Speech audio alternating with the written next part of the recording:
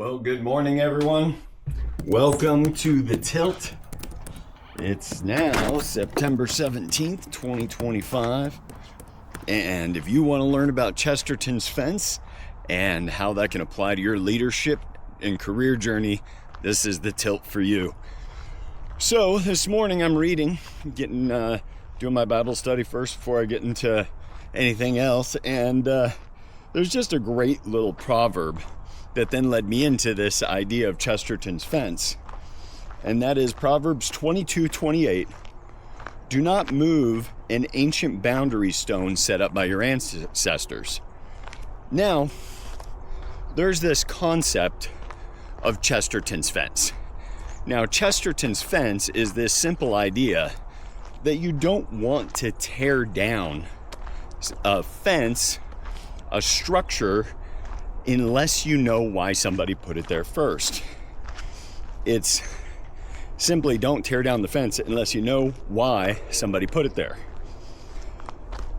And so this is a quote from his book. Now, it's G.K. Chesterton.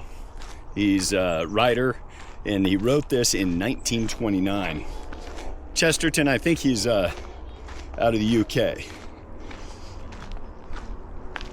In the matter of reforming things as distinct from deforming them, there is one plain and simple principle, a principle which will probably be called a paradox.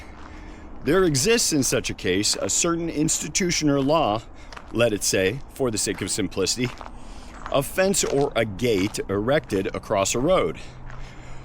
The more modern type of reformer goes gaily up and says to it, I don't see the use of this. Let's clear it away.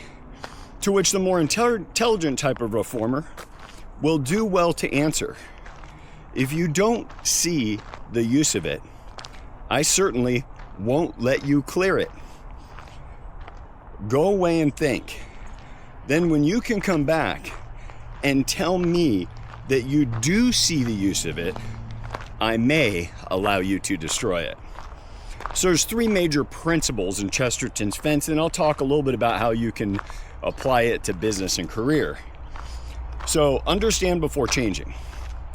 So before you change a system, structure, employee, something in the business or in your career, pause for yourself and think, why was it here to begin with? And it might be a decision you made 5 or 10 years ago. And you might not remember why you did it back then, but it might not be a practice you want to change. It also gives you a chance to respect the accumulated wisdom.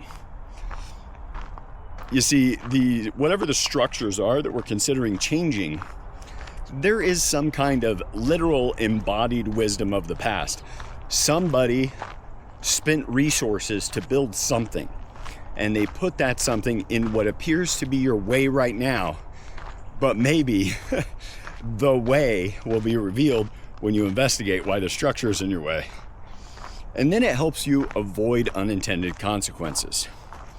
In thinking this way, reflecting on little heuristics like Chesterton's fence, people often credit someone who does that with this ability to see around corners, or this ability to, wow, how did you know that's what would go wrong?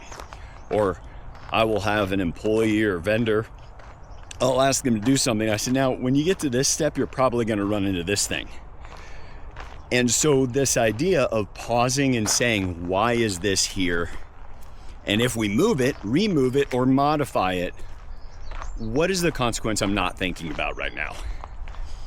What is the reason somebody put it there is probably going to give you a clue to that knock-on consequence. And those knock-on consequences can be a big deal. Say there's an employee that feels like they're not pulling their weight. But what you don't realize is that was the one person that was tracking everybody's birthdays and made sure that the boss knew when special things happen in people's lives. Now, that might not be enough for that person to continue to make the amount of money they're making for that employer, but they ought to know.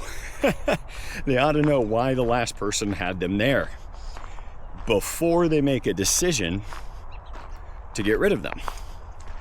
And this kind of leads me to tie Chesterton's fence back a little bit to that Command at Sea 4th edition we were talking about yesterday.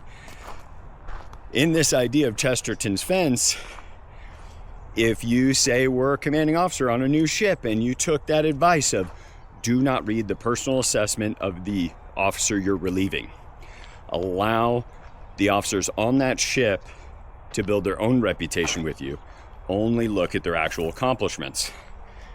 Well, what I might do in using Chesterton's fence, if I was a captain taking over a ship, and then perhaps after 4 or 5 months, I'm still having a challenge with somebody, then I might go back before removing them if I think I've got to go that way.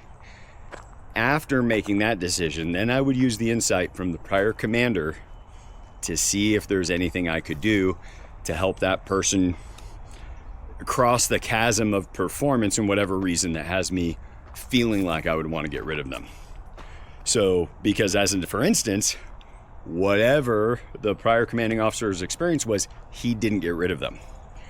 So my Chesterton's fence would be going to investigating why was that person still here when I took over, and it might give me some additional insight. Might still make the decision. That's the beauty of thinking about Chesterton's fence. It's not that you never make the change or reform. It's that you make the assessment only after knowing why the thing was there to start with. So with that, I hope today's tilt gave you a little extra wisdom you go into your day. Maybe you're going to go Google Chesterton's fence and read a 5-minute article. Let's get us away from that short form content. Go on a short walk in my ruck with me every day, and we'll get a little tilt into our day. With that, I'll see you guys back here tomorrow.